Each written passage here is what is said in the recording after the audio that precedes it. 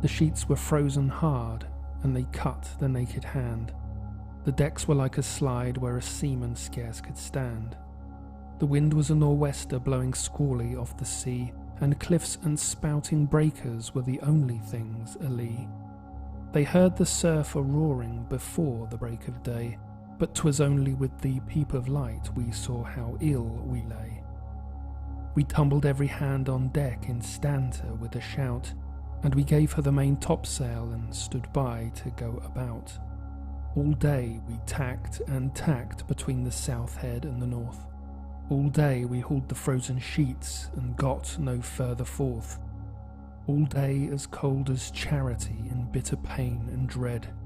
For very life and nature we tacked from head to head. We gave the south a wider berth, for there the tide race roared. But every tack we made brought the north head close aboard. So's we saw the cliffs and houses and the breakers running high, and the coast guard in his garden with his glass against his eye. The frost was on the village roofs as white as ocean foam. The good red fires were burning bright in every longshore home. The windows sparkled clear and the chimneys volleyed out, and I vow we sniffed the victuals as the vessel went about. The bells upon the church were rung with a mighty jovial cheer, for it's just that I should tell you how, of all days in the year, this day of our adversity was blessed Christmas morn, and the house above the coast guards was the house where I was born. Oh well, I saw the pleasant room, the pleasant faces there, my mother's silver spectacles, my father's silver hair, and well I saw the firelight, like a flight of homely elves, go dancing round the china plates that stand upon the shelves.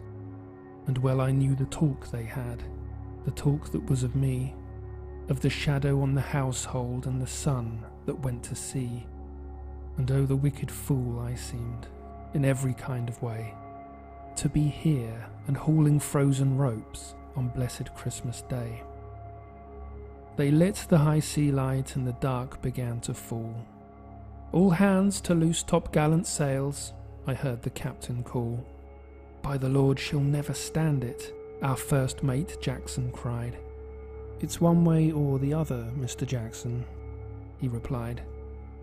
She staggered to her bearings, but the sails were new and good, and the ship smelt up to windward just as though she understood.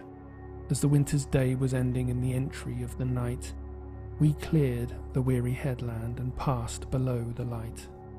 And they heaved a mighty breath, every soul on board but me, as they saw her nose again pointing handsome out to sea. But all that I could think of in the darkness and the cold was just that I was leaving home, and my folks were growing old.